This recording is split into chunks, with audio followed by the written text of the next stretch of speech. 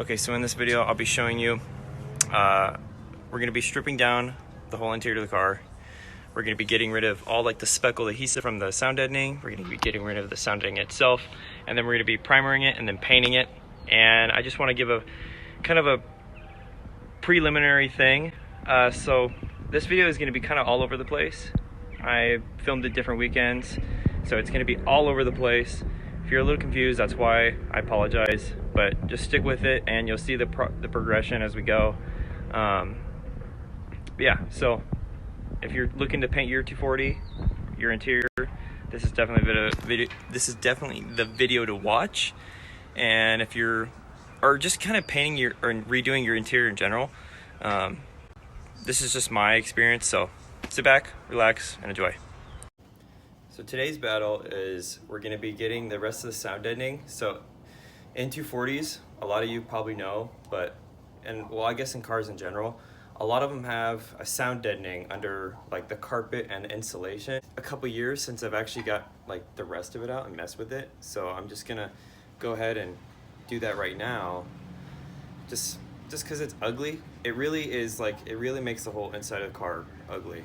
So I'm just gonna do that right now. So what we got is, I have a mini sledge and I have just 2 different scrapers that I'm gonna try to use. And then I also have 8 bags of dry ice in this cooler. Dry ice is, from my understanding, the best way to do it. Every video that I've seen and everybody that I've talked to, dry ice is literally the key method to getting the sound deadening out. So that's what we're gonna do. So I already got, you can see I already got everything that was in the car out of the car, because that's gonna make it way better and way easier for me. So anyway, so I bought 8 bags of dry ice this time, just so like I don't have to keep going to the store and waste a bunch of time. So I just bought like a shit ton of bags of dry ice. They're relatively cheap. They're not too expensive. If you live in Gilbert, they have them almost at every grocery store. I'm sure any state has them at any grocery store, to be honest with you. Fry's, Albertsons, Safeway, Winco, Walmart. This is the dry ice. It's not really exciting. Alright.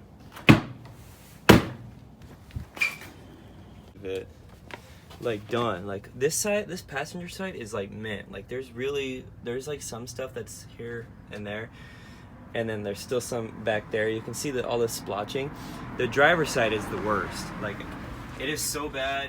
If you look by where the pedals are, you can see all that like grossness. So that's why it's really, really bad. And then also where the trunk area is. So here, come on. And then yeah, so this is the trunk. It's not too bad back here also, but I mean, it could be better. I don't know. I'm guessing it's not gonna take 8 bags of dry ice, but better be safe than sorry. So let's do it. I bet they make like dry ice gloves, so you can handle dry ice. But I have welding gloves, and the 3 times that I've used these for this, they work really well. I mean, because they're made for heat and burns and stuff, so they work really well. I'm gonna start on the passenger side, I think. Oh wow, these gloves are messed up. I'm gonna start on the driver's side, just because that's the more messed up part. So I'm gonna start on that side actually.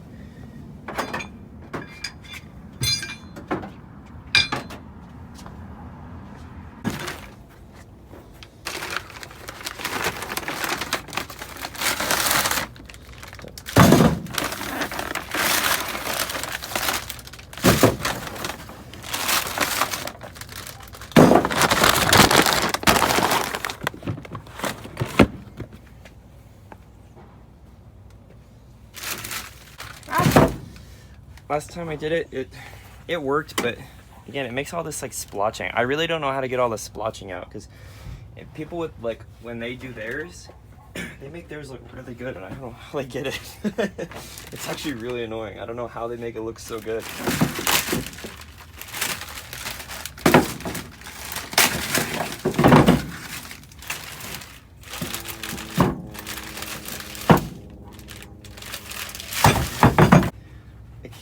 really not like a tutorial video. This is just me, because I don't really, there's no tutorial. It's just putting the dry ice. If you have the sound deadening in your car, and then you just put the dry ice on it, let it pretty much freeze the areas, and then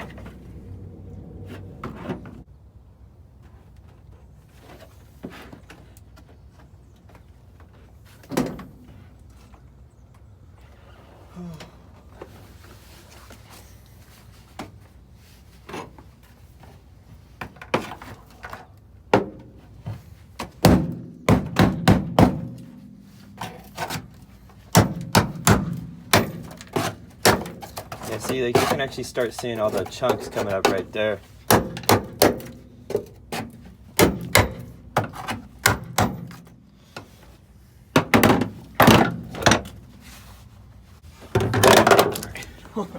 These pants are so restricting.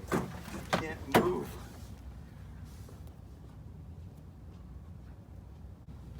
I got my joggers on. Now I can actually move. I need to change because I couldn't do anything with those pants.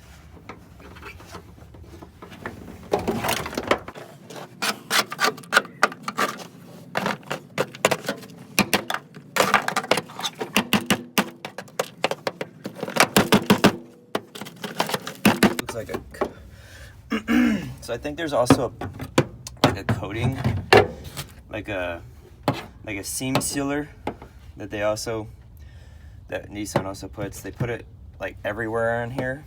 It's like, just, you can see it like right here. They put all of it like everywhere. I don't know why. It's just, they do that for from the factory back in the 90s. So I think that's why that, like, some of it is a little more tough than others. So I think that's why this right here is giving me problems.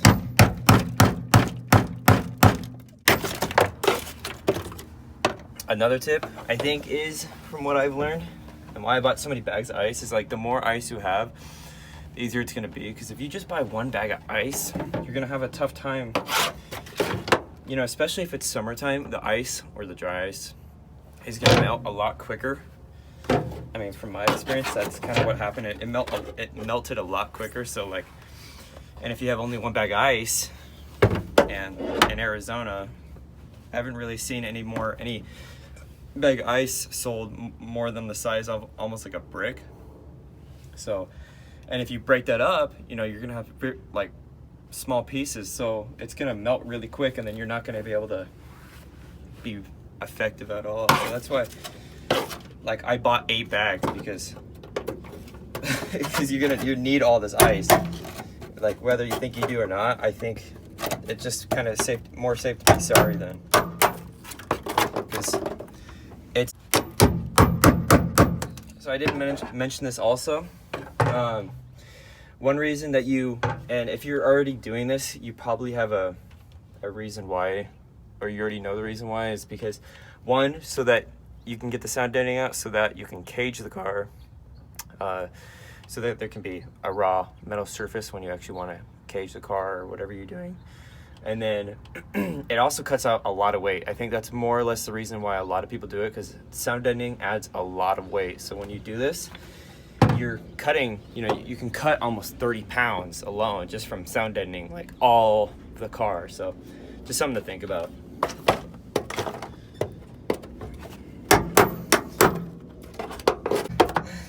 Don't look at that. Did you just? No, I didn't.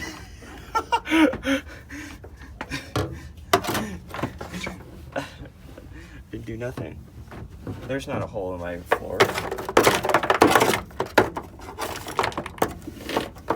Alright, so as of right now, this is kind of a different segment of the video, just because, but last week we were working with a sound deadening, and so now I'll show you here in a sec. So now, since we got all the sound deadening pretty much out for the most part, you just have like the glue residue and all like just the stuff that's kind of left on the metal, which is just the little bits and pieces that you really can't get off with dry ice or a hammer and a chisel. So I've been kind of fighting with it, and I've been trying to figure out like a way to ultimately how to get it out as best as I can. out, and I'm gonna turn the camera here for you in a sec so you can kind of understand what I'm talking about. Until you know what, I'm just gonna show you. Okay, so this is the inside of the car, and so this is all that stuff that I was talking about. That's all from the sound deadening. That all is like glue residue. That all of that, like, it's everywhere. It's like everywhere where the sound deadening was, and it's, you can't get it out.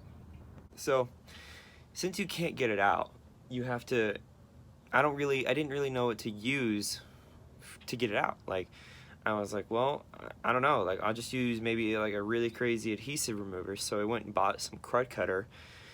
It worked, like, it worked for like kind of getting like the surface level stuff, but the stuff that's like the glue that's like baked into the metal, there's no way I was gonna get it out. Like, there was no way. So just kind of was like, you know what, I can just use a wire brush, because you can just use a wire brush. Plus, you know, if you use crud cutter and a wire brush, it makes everything sticky, and then I won't be able to vacuum it up. Whereas, like, if I just use the brush, it just makes it into powder. But then I was like, there's got to be a way better way to do this. So then I went to Home Depot, and I got pretty much the gift of gods. And that makes real quick work on that stuff. Like, you can already see the powder right there. That's all powder from all of this stuff, and that's all like the bare metal. And I'm gonna show you like how well this actually works. Like, it's insane how well that actually works. So if you have a sound deadening car and you want to get it out, you obviously use dry ice. But if you want to get the glue residue out and you have a 240 and you know how hard it is, use a wire brush on a drill, and it'll make your life 10 times easier, trust me. So this is that tool I was talking about. It's that wire brush, just pretty much on a drill. And this is gonna be just a little DIY, do it yourself action, because here we go. I'll show you. So, like, watch right here, and I swear this thing does awesome. This thing is freaking crazy.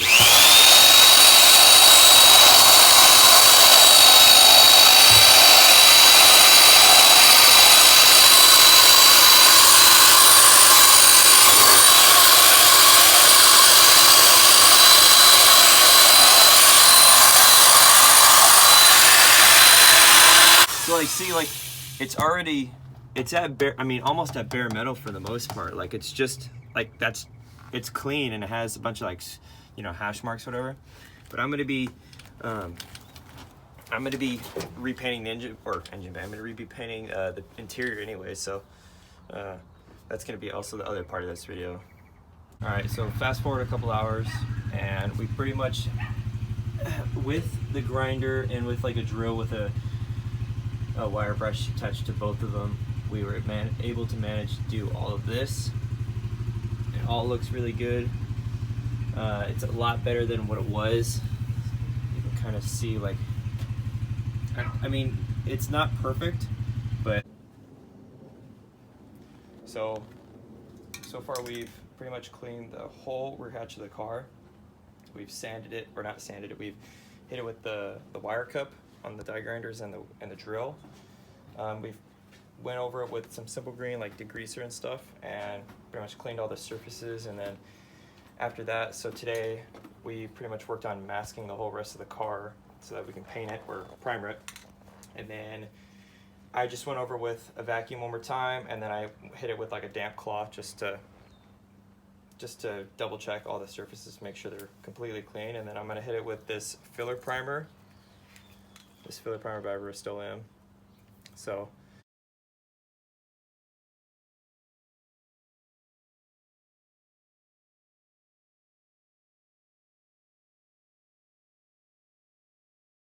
we got pretty much the primer done.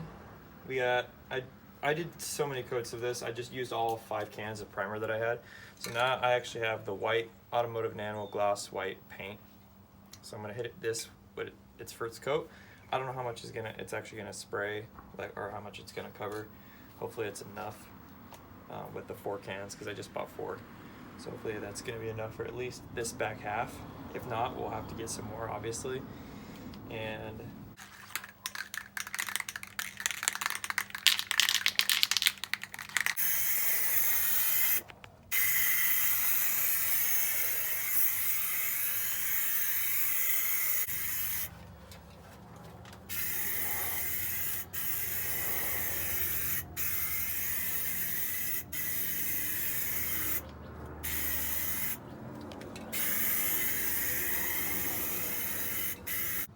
So I didn't actually videotape this segment of the video. This is pretty much the front half of the car. It's all primered now. So we had to do a whole lot of masking. I think you guys kind of saw that already from the other previous video of like that back half being covered. But we had to mask the shift knob, the e-brake, and like all the wiring. Like that's all the wiring from the inside of the car. You see the pedals, there's the steering column like right there. And then the pedals, it's kind of blurry. Let's see if we can get focused on it right there. You can see the kind of like the pedals like right there, there, and there's one up there. That's the gas, that's the throttle. But other than that, so I just laid primer. I also masked off the windshield.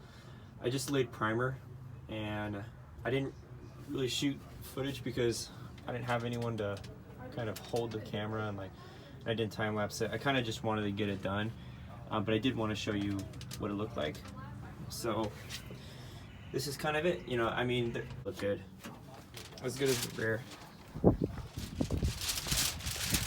This is the rear now. It's all white, so we'll get it.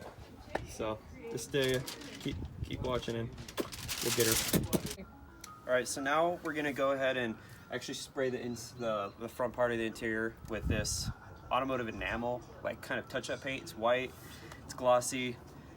It's probably gonna, in my opinion, I just went with the automotive just because it made sense. I mean, automotive, there's probably really honestly no difference between which white paint you choose, to be honest with you. I'm sure there's no difference, but I just kind of went with it because automotive, it just made sense. I don't know, it probably was like $1 more than the regular stuff, but I just wanted to be safe.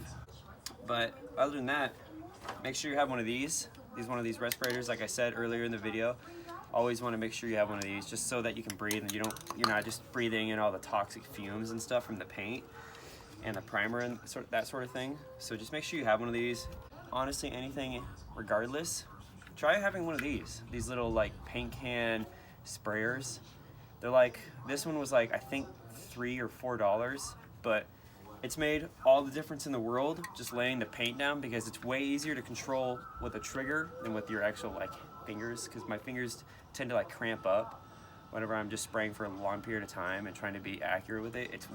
It cramps up, whereas like you have like an actual trigger, it's way easier to like just lay it down and then just kind of go from there. So just think about it. Maybe if you do this sort of thing. If you don't really care, then it doesn't really matter. It doesn't apply to you. So.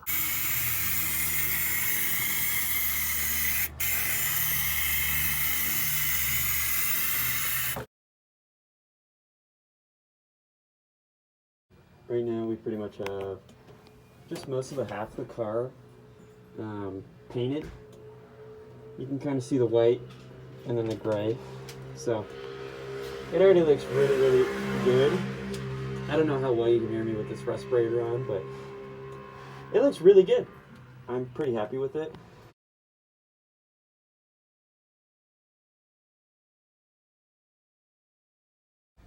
Okay, so if you're gonna do this to your car, just know it's gonna take a lot of time and a lot of patience and a lot of effort and a lot of man hours and probably a lot of weekends, because, well, maybe for some of you, like, you have more free time than I do, but I wanted to do everything right and not have to do it 10 times over again. So I would let the paint sit, and then the next weekend I would continue. So over this whole video, that whole video that you just watched, that took a lot of weekends, at least 5, and that was a lot of paint and a lot of primer and pretty much a lot of preparing.